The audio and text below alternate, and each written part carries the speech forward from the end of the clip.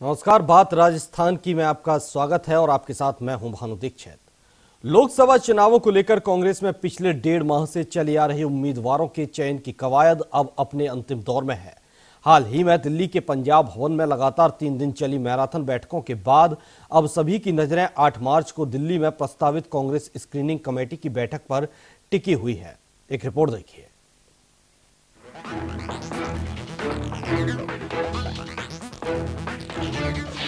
उम्मीदवारों के चयन का अंतिम दौर। लोकसभा चुनाव को लेकर कांग्रेस की तैयारी। उम्मीदवारों का चयन पहुंचा अंतिम दौर में। दिल्ली में प्रस्तावित कांग्रेस स्क्रीनिंग कमेटी की बैठक पर नजर। 8 मार्च को दिल्ली में होगी प्रस्तावित बैठक।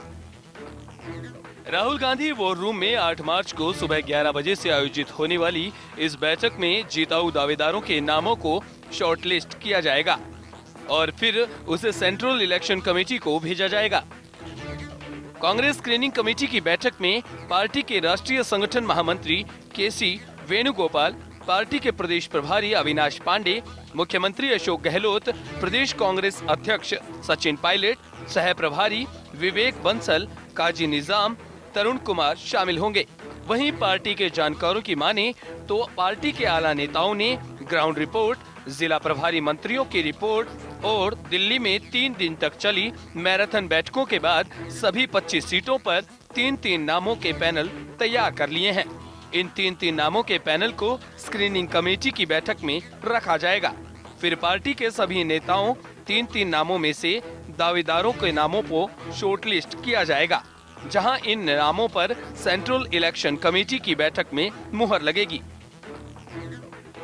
वहीं पार्टी के विश्वस्त सूत्रों की माने तो हाल ही में बदले हालातों के बाद पार्टी का थिंक टैंक अब नए चेहरों की बजाय दिग्गजों पर दांव खेलने के फॉर्मूले पर काम कर रहा है।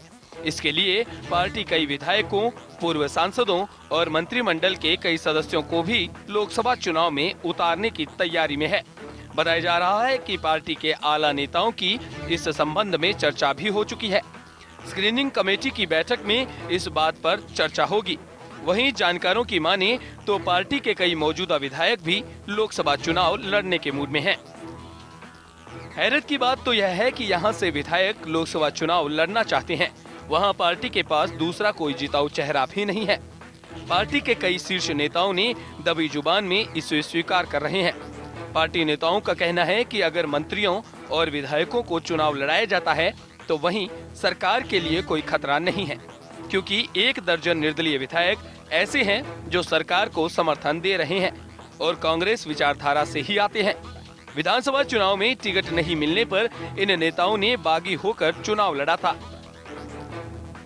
बहरहाल कांग्रेस में लोकसभा दावेदारों की नजर 8 मार्च को होने वाली स्क्रीनिंग बैठक पर टिकी हुई है। किन उम्मीदवारों के नाम पर मुहर लगती है, ये देखने की बात रहेगी। न्यूज़ इंडिया के लिए जयपुर से संवाददाता रहमतुल्लाह की रिपोर्ट।